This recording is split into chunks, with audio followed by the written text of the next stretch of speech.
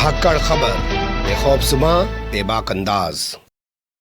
धाकड़ खबर में आपका स्वागत है। मैं आपके साथ हूं अकरम रईस खान। वैश्विक हलचल, जी हां, वैश्विक हलचल का वो ताजा बुलेटिन लेकर एक बार फिर से आपके सामने हाजिर हो चुके हैं, जिसमें बात करते हैं देश दुनिया ही नहीं, गाजा, फिलिस्तीन, इजराइल, ईरान, लेबनान और सीरिया के साथ साथ रशिया और यूक्रेन के बीच चल रही जंग को लेकर भी। इसके अलावा कुछ और पहलुओं पर भी बात करते हैं, जिसमें सबसे अहम पहलू है पूंजीवाद। किस तरीके से वो किसान और मजदूर के अधिकारों को हड़पता जा रहा है और उन्हें गरीब से गरीब क्यों बनाता जा रहा है और खुद मालदार से मालदार क्यों होता जा रहा है, उस पर भी खास चर्चा करते हैं। और इन तमाम चीजों को बारीकी से इसलिए समझ पाते हैं क्योंकि हमारे साथ रोजाना जुड़ जाते हैं कृष्णकांत जी यानी के जी, जो भारतीय वायुसेना के रिटायर्ड ऑफिसर हैं और जियो पॉलिटिक्स पर वाकई में अपनी पैनी और गहरी नजर रखते हैं। बहुत शुक्रिया सर वक्त देने के लिए। थैंक यू मिस्टर अकरम। पहली खबर हमारे पास आ रही है एस जयशंकर से जुड़ी हुई। वो 6 दिन के लिए अमेरिका पहुंच गए हैं ट्रंप के राष्ट्रपति बनने से पहले, या यूं कहूं कि ट्रंप के राष्ट्रपति पद जीतने के बाद पहला कोई बड़ा दौरा भारत की तरफ से हो रहा है। कैसे देखते हैं इसको? इलॉन मस्क भले ही शैडो राष्ट्रपति अमेरिका के बने ना बने, ट्रंप तो अभी से ही शैडो बन ही चुके हैं। हालांकि ऐसा नहीं कि बाइडेन कुछ भी करने से हिचक रहे हैं। सीरिया में जो उठापटक हुआ वह बाइडेन का ही करिश्मा है, या उनके पीछे जो भी डीप स्टेट है उसकी कार्रवाई है। और इसीलिए आप जहां भी देखेंगे पूरे के पूरे यूरोप में बाकी देशों के लोग भी, जेलेंस्की तक भी भारत से भी भाग दौड़ मचा रहे हैं ट्रंप के पास कि भैया ट्रंप आप क्या करेंगे, हमारे जहां तक हमारा देश है, हमारे संबंध है, क्या करेंगे। 6 दिन का दौरा दिखाता है, 3 दिन का होता तो समझ में आता है, 6 दिन का दौरा दिखाता है कि कितना महत्व ट्रंप का है। और जिसमें प्रमुख समस्याओं जिन पे बातें होंगी, मुद्दे होंगे, निश्चित रूप से उसमें सबसे ऊपर अडानी का होगा, जो भी उनके खिलाफ जो कुछ हो रहा है। दूसरा कनाडा से संबंधित जो भी होगा कि भाई कनाडा को समझाओ, या वह बोलेगा कि भाई तुम कनाडा की बातों को मानो और ये सब जो तुम कर रहे हो वो फालतू के काम मत करो, उस पर होगा। पाकिस्तान बांग्लादेश पे भी होगा कि किस तरह से ट्रंप और उनके दोस्त साथी जो भी हैं, जिनमें सब के सब बिलियनेयर ही हैं, उनके मंत्री खरबपति हैं, वह किस तरह से अब दक्षिण एशिया को देखते हैं। अभी तक जो उनका लूट था वह मुख्य रूप से लैटिन अमेरिकन यानी दक्षिणी अमेरिकी देशों में था। यूरोपियन यूनियन में स्पेशली इस युद्ध के बाद, यूक्रेन युद्ध के बाद जो चल रहा था, अफ्रीकी देशों में था। लेकिन अब दक्षिण एशिया, जिसमें भारत प्रमुख है, और भारत का महत्व इसलिए है कि वह चीन को घेरना चाहता है ट्रेड के हिसाब से, मिलिट्री के हिसाब से नहीं। जी, मिलिट्री वाले में काफी वक्त लगेगा, उस पे बातें होंगी। यूएस डॉलर पे हमें याद है क्या ट्रंप ने कहा था कि यदि आप यूएस डॉलर के साथ हमारे साथ यदि नहीं व्यापार करते हैं तो आप हमारे साथ मत कीजिए, भूल जाइए, हम एक्स्ट्रा टैरिफ लगा देंगे आपके ऊपर। यह भी एक मुद्दा आएगा क्योंकि इंडिया है वह सदस्य है ब्रिक्स का, और ब्रिक्स कहीं ना कहीं से कंपटीशन में खड़ा हो रहा है, यूएस के ही खिलाफ नहीं, यूएस डॉलर में भी आता है। मिडिल ईस्ट यूक्रेन की तो बातें होंगी और ऑफ कोर्स नरेंद्र मोदी की तरफ से बहुत बड़ी बधाइयां, और वह बताएंगे कि हमारे देश में बदले में आप कहां कहां से लूट सकते हैं, इसकी आजादी कहां कहां आपको दी जाएगी। जी, मैं इसी लूट और 3 दिन के बजाय 6 दिन के दौरे को सामने रखते हुए सवाल पूछ रहा हूं। खबरें चली थी सर कि ट्रंप ने जिनपिंग को आमंत्रित किया अपने शपथ ग्रहण में, लेकिन मोदी को नहीं किया। तो क्या एस जयशंकर ये कहने जा रहे हैं भाई जो लूटना है लूट लो, लेकिन साहब को भी बुला लो शपथ ग्रहण में? हो सकता है, इसकी संभावना है, क्योंकि कुछ समय पहले तक, 2 दशक पहले तक बुलाया जाता था लोगों के, भाई हमारे देश आइए। मैं भी केवल भारत की बात नहीं कर रहा हूं। और अब जो है सो अपने देश के लोग वहां कहते हैं भाई मुझे बुलाओ। यह चीजें हो रही केवल भारत में ही नहीं। अब जैसे छोटे छोटे देशों में दूरबीन लेकर ढूंढा जा रहा है कहाँ है, कुवैत है, कौन सा है, वैसे देशों के नाम जिनके हम नाम जानते भी नहीं है, कभी चर्चा भी नहीं आती, वहां भी हमारे देश के प्रधानमंत्री या वहां के लोग यहाँ आते हैं और एक दूसरे को कुछ न कुछ एक ट्रॉफी देते हैं, एक सम्मान देते हैं तथाकथित रूप से, जिसका कोई वैल्यू एक्चुअली नहीं है हमारे देश में या दूसरे देशों में। और उसकी भी शायद कहीं ना कहीं उसका भी एक रिकॉर्ड होगा, हिस्ट्री बनाने की बात होगी, हिस्टोरिकल इवेंट होगा कि हमारे देश के राष्ट्रपति या प्रधानमंत्री को 222 मिले हैं, जबकि आपके यहाँ केवल 200 मिले थे। हाँ हाँ, ये भी चीजें होंगी और उसमें आप देखेंगे कि अपने ही देश के एक नए नए इंस्टीट्यूशंस बनते हैं और एक अवार्ड जारी करते हैं प्रधानमंत्री राष्ट्रपति कहीं पे, उसके बाद से वो इंस्टीट्यूशन गायब हो जाते हैं। तो बिल्कुल सही आपने कहा। उसमें भी इसकी संभावना है जो आपने कही है। जी, मैं तो ग्राउंड का रिपोर्टर रहा हूं सर। नेता फोन करते थे लोगों को, अरे तुम्हारी दुकान का उद्घाटन होने वाला है, अरे मुझे बुला लो, मैं कुछ धंधा पानी भी कर दूंगा, 2-4 हज़ार रुपए खर्च भी कर दूंगा, और किसी कैमरा वाले को भी साथ ले आऊंगा, फोटो खींच के अखबार में भी छाप देगा, तुम्हारी दुकान का प्रचार भी हो जाएगा। खैर, नेता किस स्तर तक गिर सकते हैं उनका कोई धर्म नहीं है। अगली खबर भी अमेरिका से है। कैलिफोर्निया में सुनील यादव की हत्या कर दी गई है। बताया जा रहा है कि वो पाकिस्तान के ड्रग्स को वहां बेचने सप्लाई करने का काम करता था और बिश्नोई गैंग ने उसको उड़ा डाला है। मैं ज्यादा नहीं पढ़ पाया इसमें, क्योंकि आज ही मैंने वो खबर देखा, अनायास ही देखा, और उसमें बिश्नोई गैंग की जो भी वहां प्रतिनिधि हैं, वो 2 जो बंदे जिन्होंने मारा है, उन्होंने इसका इल्जाम भी ले लिया है। मतलब उन्होंने स्वीकार किया कि हमने कराया है। और देखिए, कहीं वक्त था जबकि कोई रिवोल्यूशनरी पार्टी, बाद में टेररिस्ट ऑर्गेनाइजेशन, अपना प्रचार करने के लिए कहती थी हमने किया।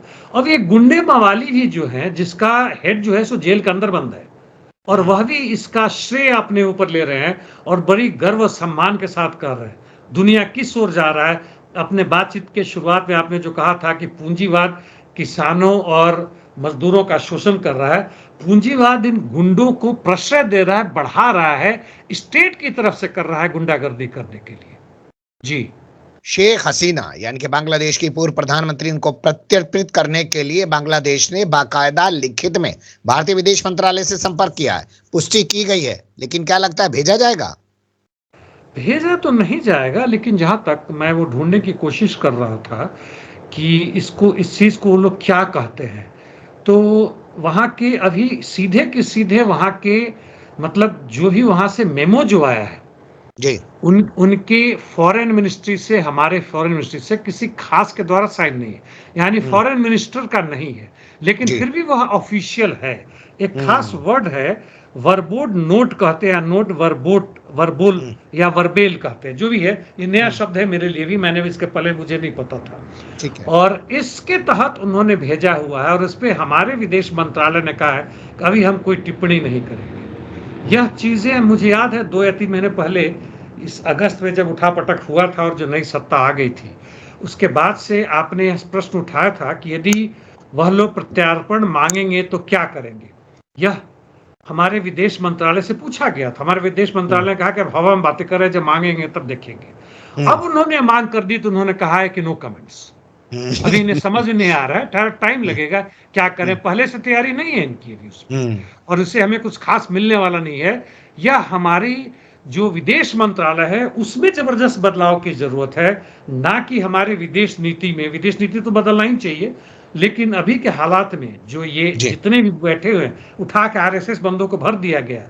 अभी तक यह जो काम करते थे और उसमें दूसरे देशों के संबंध में काम करने में बहुत अंतर है। मणिपुर में और बांग्लादेश में बहुत अंतर है, और इसलिए असफल नहीं हो पा रहे हैं। जी, बिल्कुल आप सही कह रहे हैं सर। और जब ये रिपोर्ट छपती है तो तब तो और भी ज्यादा धक्का लगता है कि ढाका में बैठे हुए भारतीय जो उच्चायुक्त हैं अर्णब कुमार रॉय, वो बता रहे हैं कि 5 अगस्त के बाद से जो बदलाव बांग्लादेश में हुआ और जिसके बाद से बवाल मचाया जा रहा है, हिंदू वहां पे सुरक्षित नहीं है, दुगना हो गया है धंधा भारत का बांग्लादेश के साथ पिछले 6 महीने के मुकाबले। खैर, आगे फिर इस पे बात करने की कोशिश करेंगे। अगला अपडेट ले लेते हैं।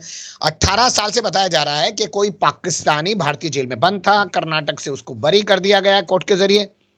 अब वो पाकिस्तान नहीं लौट पा रहा है, उसके पास दस्तावेज नहीं है। पाकिस्तान का चैनल है जियो न्यूज, वो इसको लेकर अभियान चला रहा है। आपके पास क्या जानकारी? मेरे पास भी ज्यादा जानकारी नहीं। इनके पास बेसिक डेटा, यानी पासपोर्ट, वीजा वगैरह जो भी कुछ होना चाहिए, उससे क्या अंतर पड़ता। 18 साल से अधिक यह जेल में सड़ चुका है, वहां पे आ गया है, और भारत सरकार ने इसको यदि रिहा कर दिया, कर्नाटक कहें या भारत सरकार कहें, चूंकि 2 देशों के बीच की बात है, सीधे कहोगे उठा के ले जाओ, और जहां का बंदा है उसको कुछ ना कुछ याद होगा, उसको पहुंचाओ वहां पे, अपने परिवारों से मिलाओ। हालांकि एक मैं उदाहरण और भी दूंगा कि हमारे जेलों में जो कई लोग बंद हैं, वर्षों से बंद है, और खासकर वो उस गरीब जगहों में जैसे उड़ीसा में, झारखंड में, उनके पास कुछ भी नहीं है। जब फाइनली अंततः कोई एनजीओ के थ्रू, किसी वकील के थ्रू थोड़े बड़े पैसा जमा के कर दिया, उनको बेल मिल जाता है, तो बेल बॉन्ड में जो शर्तें लगती हैं वो ऐसा लगता है, जैसे उदाहरण के लिए कि अपनी जाति के 2 गस्टेड ऑफिसर्स का तुम बेलर बनवा के लाओ। उसकी जिंदगी में कहां से लाएगा? होगा भी तो कहां है? और किस तरह की यह जाति व्यवस्था है दोस्तों? क्या बातें कर रहे हो? यह पूंजीवाद का अत्यंत सड़ांध सत्ता है और उसकी यह न्याय प्रक्रिया है, और वही हालत इस बंदे के साथ हो रहा है। छोड़ो यार उसको, 18 साल तो वह जिंदगी खत्म कर चुका है, बर्बाद हो चुका है बेचारा। वास्तव में दोषी था नहीं था वो अलग बात है। जी चलिए अगली खबर का रुख करते हैं, जो आ रही है पाकिस्तान से ही। यहाँ की फौजी अदालत ने फैसला सुनाया 9 मई की हिंसा को लेकर, जिसके बाद यूरोपीय यूनियन हो, अमेरिका हो, ब्रिटेन हो, सब सवाल उठा रहे हैं कि क्या सिविलियंस के फैसले अब पाकिस्तान में जो फौजी अदालतें हैं उनके जरिए सुनाए जाएंगे। ये 2 से 10 साल तक इनकी सजा दी गई है। जो 9 मई 2023 को जो हंगामा हुआ था इमरान खान के गिरफ्तारी के खिलाफ, और उसके बाद से फौजी अदालत आ गया। तो अमेरिकी प्रतिनिधि का कहना है, जो उन्होंने कहा है कि फौजी अदालत में पारदर्शिता नहीं होती है, ना ही विपक्ष को बोलने का समय दिया जाता है और ना ही उनकी सुनी जाती है। यह बात सही है, चूंकि मैं फौज से हूं, यह मुझे मालूम है। लेकिन फौज की जरूरत अलग है, वहां का न्याय प्रक्रिया अलग है, वहां की जरूरत है। वहां पे आप 3 से 5 साल लगा देंगे एक वर्डिक्ट देने में, तो फौज अपनी अपने कार्रवाई करेगा, वो अपनी युद्ध की तैयारी करेगा या डिफेंस की तैयारी करेगा, कि तुम्हारी तरह से अदालत बैठा के तारीख पे तारीख देता रहेगा। तो अमेरिका का कहना सही है, हालांकि अमेरिका में खुद क्या होता है वह तो हमें पता है। और जहां तक पाकिस्तानी अभी सत्ता की बात है, सरकार की बात है, वह नहीं चाहती है कि कहीं से भी इन लोगों को ओपनली मौका दिया जाए, ताकि हमारा भी भंडा कहीं ना फूट जाए। जी चलिए अगली खबर है यूक्रेन जंग से जुड़ी हुई। यहाँ पे एक बंदा पकड़ा गया, जिसको लेकर ऑस्ट्रेलिया पुतिन से पूछ रहा है कि बताओ भैया इसके बारे में। ऑस्ट्रेलियन युवक 30-35 साल का कुछ है। हालांकि वह क्यों वहां गया, क्या है गया, यह पता नहीं है। लेकिन जो वीडियो आया है, वीडियो में दिखा रहा है कि उस बंदे की पिटाई हो रही है, लपड़ थप्पड़ मार रहे हैं, और यह यूक्रेनी भाषा में बोल रहा है। यानी इसने यूक्रेनियन भाषा सीखी है, और उसमें इसने बताया, रूसी जो भी उनका प्रश्न उत्तर पूछ रहे थे वह यूक्रेनियन जानते थे इसलिए आया है, और उसमें यह बता रहा है कि वह वहां का एक शिक्षक था और यूक्रेन के लिए लड़ाई करना इसने जरूरी समझा, यूक्रेन की स्वतंत्रता के लिए, इसलिए यूक्रेन की तरफ से आया है। लेकिन इसमें यह पकड़ा गया है, और देखिए तो बहुत ही मतलब विवश हालत में है, चूंकि हाथ इसके लगे हुए दोनों बांधे गए हैं उसमें करके। और इस पे प्राइम मिनिस्टर यहाँ का अल्बानी ने कहा है, अल्बानीज, कि भाई उसके बारे में हम पता करने की कोशिश कर रहे हैं कि क्या स्थिति है क्या नहीं है। जहां तक वीडियो की बात है, वीडियो सही लग रहा है, वीडियो डॉक्टर नहीं है, यानी वह बनाया हुआ नहीं है, और इसलिए कोशिश कर रहे हैं। तो कम से कम इनको इतना भी करना चाहिए, आगे भी है, बाकी ऑस्ट्रेलियन को बताएं और यूरोपियन यूनियन के दूसरे लोगों को भी बताएं कि भाई तुम जो भी हो भाड़े के सैनिक मत बन के जाओ। यह मतलब तुम पैसे के लिए जा रहे हो, ये हालांकि कहने के लिए कह रहा है कि यूक्रेन की स्वतंत्रता के लिए जा रहे हैं, लेकिन मुख्यतः ये लोग पैसे के लिए जा रहे हैं। अधिकांश लोग वो किसी क्रांति या किसी स्वतंत्रता के लिए नहीं जा रहे हैं। यदि गए तो उन्हें पता होना चाहिए कि नेटो ने किस तरह से यूक्रेन को एक बंदी देश बना कर रखा हुआ था, जिसके कारण रूस को लड़ाई शुरू करनी पड़ी। जी गैस को लेकर स्लोवाकिया को क्यों टारगेट किया जा रहा है यूक्रेन और जर्मनी के जरिए? यूगोस्लाविया के जो हैं प्राइम मिनिस्टर फिको, ये अभी पिछले संडे को, यानी इस संडे को, आज वेडनेसडे है शायद ना, 3 दिन पहले तथाकथित रूप से अघोषित यात्रा पे मॉस्को पहुंच गए। क्योंकि उनको, जैसे हंगरी है और वहां के विक्टर हैं वहां के प्राइम मिनिस्टर, ये लोग वैसे लोग हैं जो कि नेटो यूरोपियन यूनियन के मेंबर होने के बावजूद भी रूस के ज़्यादा करीब हैं, और इनको झिड़कियां मिलती रहती यूरोपियन यूनियन से। इनके ऊपर जेलेंस्की ने भी बड़ा हंगामा मचाया, क्योंकि इनका जो तेल का पाइपलाइन था वह रूस से यूक्रेन से होता हुआ जाता है इनके देश में। और अब ये लोग चाहते हैं, यूरोपियन यूनियन चाहता है, अमेरिका चाहता है कि उससे ना लें। ये 31 दिसंबर को इनका जो भी कॉन्ट्रैक्ट था यूक्रेन से खत्म हो रहा है, और जेलेंस्की ने कहा कि 31 दिसंबर के बाद से मैं तेल नहीं जाने दूंगा। अब यदि तेल यह अमेरिका से लेते हैं या दूसरे तरह के एनर्जी की बात करते हैं, सोलर एनर्जी हो, लिथियम बैटरी से एनर्जी हो, या न्यूक्लियर पावर एनर्जी हो, उसमें अमेरिका के बल्ले बल्ले है। हम जीत अमेरिका की है, वो चाहे आर्थिक रूप से हो, पॉलिटिकल रूप से हो, इनको अंदर करने की बात हो। इसलिए ये लोग नाराज हो रहे हैं कि तुम भाई अपने यहाँ क्यों सस्ता दर पे तेल लेने की कोशिश कर रहे हो? हालांकि इन्होंने कहा है कि कोई ना कोई रास्ता ढूंढ के इन्होंने निकाल लिया है। इससे ये लोग बहुत नाराज हैं कि तुम सस्ते दर तेल लेके अपने जनता को खुश करोगे और हमारी जनता यदि उससे नाराज होती तो हमारे खिलाफ भड़क जाएगी। मुख्य मुद्दा वह है। जी चलिए, बिल्कुल सही आप कह रहे हैं कि ये तमाम चीजें इसी तरीके से वहां पर घटती बढ़ती हुई दिख रही हैं। अब इसके अलावा बात करते हैं अगली खबर की। ग्रीनलैंड को, अमेरिका की खबरें मैं शुरू कर रहा हूं, ग्रीनलैंड को क्यों धमका रहे हैं ट्रंप? ग्रीनलैंड की जहां तक बात है, ट्रंप ने जो कहा, हम लोग कल बात कर रहे थे कि ट्रंप शायद रात में ख्वाब देखते हैं, अगले दिन आके उसका भड़ास निकालते हैं। पनामा चैनल जो है उसको अपने कब्जे में करना, पनामा कैनाल की बात है। और अब ग्रीनलैंड की बात करते हैं। ग्रीनलैंड कभी भी अमेरिका के अंदर में नहीं था। पनामा चैनल या पनामा कैनाल जो है वह भले ही ये कंट्रोल करते थे, लेकिन ग्रीनलैंड बिल्कुल नहीं है। ग्रीनलैंड जो से 1000 नहीं, सॉरी माफ कीजिएगा, 600 साल तक तकरीबन कनाडा, डेनमार्क के अंदर में रहा है। और अभी 2019 में जब ये राष्ट्रपति थे तो इन्होंने इस तरह की इच्छाएं जताई थी कि ग्रीनलैंड हमारे अधीन होना चाहिए, डेनमार्क के अधीन नहीं। कारण कि इनका बहुत बड़ा एयर बेस है, वहाँ बहुत सारे ballistic missiles, long range ICBMs लगा कर रखे हुए हैं। इसलिए अमेरिका के सुरक्षा के लिए निहायत जरूरी है कि वह हमारे कंट्रोल में हो। और इसके साथ साथ कहते हैं कि पूरे विश्व, चूंकि अमेरिका यदि सुरक्षित रहेगा तो पूरे विश्व में डेमोक्रेसी सुरक्षित रहेगा, ये इनका कहना है। और इसलिए फिर से इन्होंने कहा कि मैं जब सत्ता में आऊंगा तो हमारी कोशिश होगी कि ग्रीनलैंड को हम लोग ले लें अपने अंदर। 2019 में लोग खरीदने की बात की थी तो उस समय ग्रीनलैंड और कनाडा दोनों ने कहा था कि क्या वाहियात बातें कर रहे हैं। इस बार भी इन्होंने कहा कि बहुत ही बेतुका बात है, ये कोई खरीदने बिकने की चीज थोड़ी है। और ग्रीनलैंड को 2019 के बाद से डेनमार्क ने स्वतंत्रता दी है कि जिस दिन तुम चाहो तुम अपने आप को स्वतंत्र घोषित कर सकते हो। हालांकि वो स्वतंत्र घोषित इसलिए नहीं कर रहे हैं कि इनकी रोजी रोटी जितना भी है, इनके पास बहुत बड़ा तेल का भंडार है, बहुत बड़ा एनर्जी के स्रोत हैं, माइंस, मिनरल्स हैं, लेकिन खुद निकालने में असक्षम है। तो डेनमार्क मदद करता है और इनको सब्सिडीज पे खाने पीने के सामान देता है। इसलिए ग्रीनलैंड अभी पूर्ण स्वतंत्रता नहीं चाहता, क्योंकि कुल आबादी ही कुछ लाख के आसपास है। जी, बहुत बड़ी बात आपने बता दी है और ये भी क्लियर हो गया है कि ट्रंप इस पर क्यों कब्जा जमाना चाहते हैं। भाई, यहाँ पे इतनी संपदा है तो लूटना है, और लूटने को ही तो सत्ता में आए हैं। ब्लैक साइट को लेकर जो CIA के हवाले से खबरें छपी हैं सर, वो क्या है? ब्लैक साइट पे CIA की जो खबर है मुख्य रूप से यह है कि CIA ने कैदियों को, जो ग्वाटेमाला में जो इनका प्रिजन था वहां पर बड़ी ही बेरहमी और बड़ी बेशर्मी से उनके खिलाफ किया। उनको ये जो इजराइल के जो थे, इजराइल नहीं, सीरिया वगैरह के थे, या जो एक बाली बॉम्बिंग हुआ था उसमें, जिसमें 200 के लोग करीब मारे गए थे, और इसमें भी इसका हाथ था और ऐसे लोग थे जिनको पकड़ा गया था। और यह तो चूंकि अंग्रेजी भाषा नहीं जानता था यहाँ पे, तो इसने चित्रकारी बना के बताया कि क्या किया गया। इन कैदियों को एक तो बांध दिया गया, रात में सोने नहीं दिया गया, इनको नंगा करके रखा गया।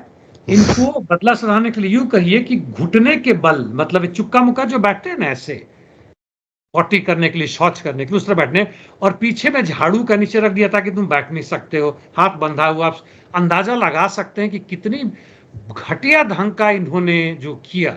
शायद इजरायली भी उस स्तर के नहीं कर पाते हैं अपने जेलों में। खैर, इजराइल में तो अलग बात है कि वो जेलों में औरतों के साथ भी व्यभिचार वगैरह उस तरह के दुष्कर्म काम करते हैं। तो इस पे यह फिर से यह सीक्रेट चीजें था जो कि नहीं था, अब कहीं ना कहीं से लीक हुआ है, निकला बाहर। तो ये सब चीज, वो फोटो आई है जिसको हम लोग नहीं दिखा सकते हैं या दुनिया में कहीं भी दिखाने के लायक नहीं है। इस तरह की अमेरिकी सत्ता ने, अमेरिकी प्रशासन ने और CIA ने इस तरह की कार्रवाई की है।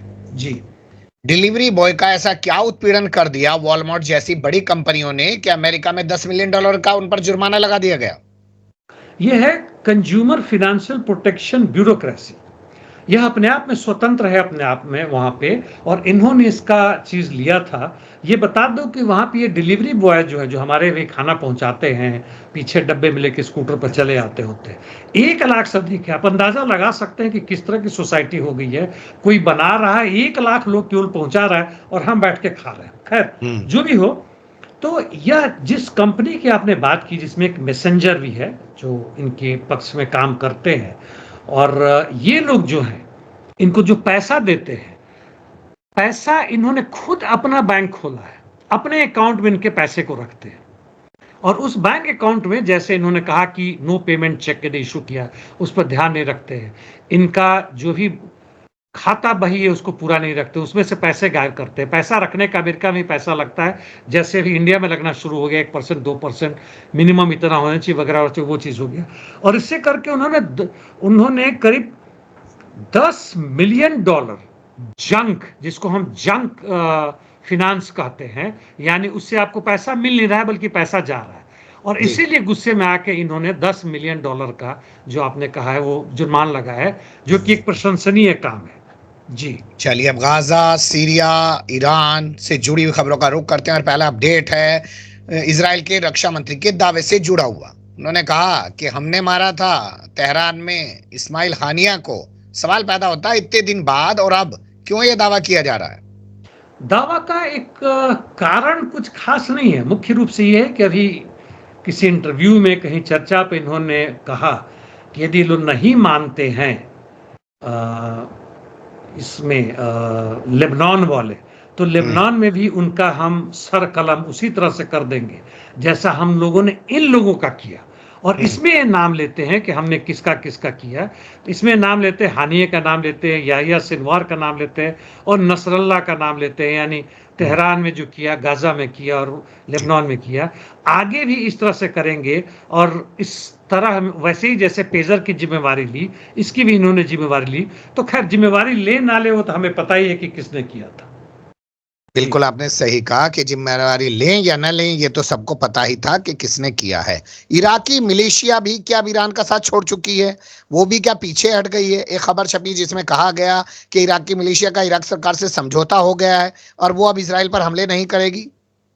दो घटना जो बड़ा महत्वपूर्ण घटा, जो मिडिल ईस्ट की बात करते हैं, अरब कंट्रीज की बात करते हैं, वह एक है हिजबुल्लाह के साथ समझौता लेकिन हमास के साथ ना होना, और दूसरा सीरिया में असद की सत्ता का पतन होना। इन दोनों कारणों से थोड़ी हताशा नजर आ रही है काफी, और इसलिए संभवतः ईरान से ही मिलके हुआ होगा कि जो भी रेसिस्टेंस फोर्सेस है, चाहे वो सीरिया में हो या इराक में हो या कहीं भी हो, केवल एकमात्र बचता है, वह है हुतीस का, यानी यमन का। वह इनसे अलग होता है, वह किसी की बात मानने वाला नहीं है, जो भी कारण हो।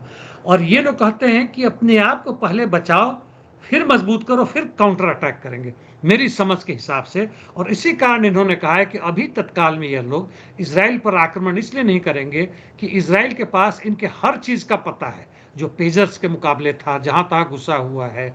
हमने और भी कल बातें की थी, जिस तरह के इनका सारा का सारा स्मार्ट मोबाइल फोन जितना है, सबका सब इन्हें पता है अमेरिका और इनके मदद से।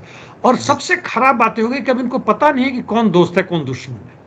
सब एक दूसरे में, सीरिया से कोई किसी से मिल रहा है, किसी से ना मिल रहा है, किसी के खिलाफ लड़ाई लड़ रहा है। तो ये लोग संभवतः अभी टाइम ले रहे हैं कि अपने आप को पहले मजबूत करें, जो हमारे अंदर में विद्रोही घुसे हुए हैं या द्रोही जो घुसे हुए हैं उनको हम दरकिनार करें, अपने आप को मजबूत करें, फिर उसके बाद से हम देखेंगे क्या होगा। जी, एक बात आप बार बार कहा करते थे सर, पिछले 1.25 साल के दौरान आपने कई बार कही है कि सबको मिलकर एक साथ हमला करना चाहिए। क्या ये वाकई में चूक रही कि सब मिलके इजराइल पर हमला नहीं कर पाए? आपने मेरी दिल की बात कह दी। बिल्कुल हाँ है, उस समय इकट्ठे ये लोग किए होते, और ईरान के पास यह मौका था जब इजराइल ने उस पर अटैक किया था, काउंटर अटैक किया था, कई मिसाइल दागे थे, उनके कई छत्रों को बर्बाद कर दिया था। यदि वह हुआ होता तो आज स्थिति दूसरा होता, सीरिया भी बचा रहता, हिजबुल्लाह भी आगे बढ़ा रहता, हमास की भी जो उसके आगे दुर्गति हुए ना होता, और बाकी जितने रेसिस्टेंट फोर्सेज जब मजबूत हुई होती। लेकिन इन लोगों ने वैसा ना किया, और जिसका ये खामियाना भुगत रहे हैं। अब इतिहास से सीखेंगे, लेकिन अगली बार तैयारी करते हैं अगली लड़ने के लिए। जहां तक इजराइल को कमजोर करने की बात है, या मुख्य रूप से कहें तो पैलेस्टीन को एक स्वतंत्र और इंडिपेंडेंट कंट्री बनाने की बात हो रही है, सार्वभौम देश बनाने की बात हो रही है, तो कम से कम 10 वर्ष तो फिर लग ही जाएंगे। जी बिल्कुल आप सही कह रहे हैं, बहुत लंबा टाइम लग जाएगा और तब तक वो दूसरा पक्ष भी और मजबूत हो जाएगा। हमने देखा 2006 में कैसे हिजबुल्लाह ने पीछे हटा दिया था इजराइल को, लेकिन अब खुद हिजबुल्लाह पीछे हटा है। अगली खबर है सारा नेतन्याहू से जुड़ी हुई। न्यूज़ 12 पर काहे मुकदमा कर दे रही है मैडम? अब ये पहली बात है कि मैडम है, इनको गुस्सा आया है, और एक टेलीग्राम के एक चैनल में, काफी बड़ा चैनल है, उसका नाम है उडी मिजारी जो भी हो, उडी मिजाही हो, जो भी हो, जिसके में करीब 250,000 मतलब 2.5 लाख उसके मेंबर्स हैं। उसमें उन्होंने लिखा था कि अभी इस तथाकथित रूप से नसरल्ला की हत्या होने वाली इजराइल मारने वाला है। और एक दिन बाद ये घटना घट गई थी, हम लोगों को मालूम है, जिसकी अभी हमने चर्चा की, नसरल्ला की भी बात की हमने, कमांडर जो थे वहाँ हिजबुल्लाह कमांडर ना, हाँ, तो उसकी हत्या कर दी थी। और ये चीजें इन्होंने कहा कहां से मिली, तो यह कहा गया कि सारा नेतान्याहू से पता चला। और ये कहती हैं कि ये बिल्कुल गलत बात है, हमने इस चैनल को कभी नहीं कहा। इस चैनल ने कहा कि उनके थ्रू नहीं, अपने दोस्त कहा वहां से वहां आया, मेरे पास अंततः पहुंचा है।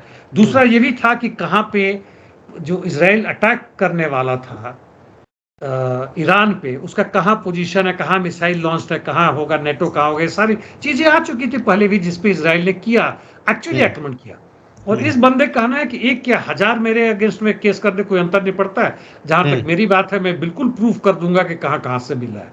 तो इनका कोई खास मायने नहीं है, अपना टाइम पास कर रही हैं और अपने परिवार को बचाने की कोशिश कर रही हैं, जो कि आने वाले समय में केस, उनका जो डंडा है, वो चाकू है, वो लटका हुआ है इनके ऊपर। जी। सीरिया में तख्ता पलट करवाने वाले तुर्की में ट्रंप ने अपना जो राजदूत नियुक्त किया है, उसकी बड़ी चर्चा हो रही है। कहा जा रहा है कि ऑटोनोमस एम्पायर से उसका कोई ताल्लुक है। ऑटोमन एम्पायर से उस तरह से नहीं है, लेकिन इस तरह से चीज आता है कि 19वीं शताब्दी के अंत में वहां के एक बंदा बराक करके थे, जोसेफ बराक, वो आए थे, अमेरिका में बस गए। और उनके पोते जो अभी चुने गए हैं, टॉम बराक, तो ये कह रहे हैं कि ऑटोमन एम्पायर से जो पहले आया था 100 वर्ष से पहले, उसका खून फिर वापस वहां जा रहा है। इससे अधिक कुछ खास नहीं है। लेकिन मैं इतना ही कहना चाहूंगा कि टॉक बराक जो है, अमेरिका के 15 सबसे धनी खरबपतियों में से एक है, बन गए हैं वो आज, और जो कि ट्रंप द्वारा चुने हुए हैं। और ट्रंप उन्हीं लोगों को चुन रहे हैं जिनके पास बहुत सारे पैसे हैं, छोटे मोटे लोग नहीं है, उनमें लोगों का कोई अधिकार नहीं है, कोई अस्तित्व ही नहीं बनता है। जी जी बिल्कुल, आप सही कह रहे हैं। सारे धन पशु एक तरफ हो गए हैं, ऐसा लगता है। और ये धन पशु मिलके अब दुनिया में अगला 2025 से जो शासनकाल शुरू होगा अमेरिका के तौर पर, पूरी दुनिया पे जो एक तरीके से वो अपनी दादागिरी चलाता है, उसके क्या परिणाम सामने आएंगे, ये तो बहुत जल्द नजर आने लगेगा। ज्यादा इसका इंतजार नहीं करना पड़ेगा। बहुत शुक्रिया, आपने बहुत बारीकी से तमाम चीजों पर नजर डाली। फिर आपके साथ किसी और मुद्दे पर जुड़ने की कोशिश करेंगे। धन्यवाद। Thank you mister Akram.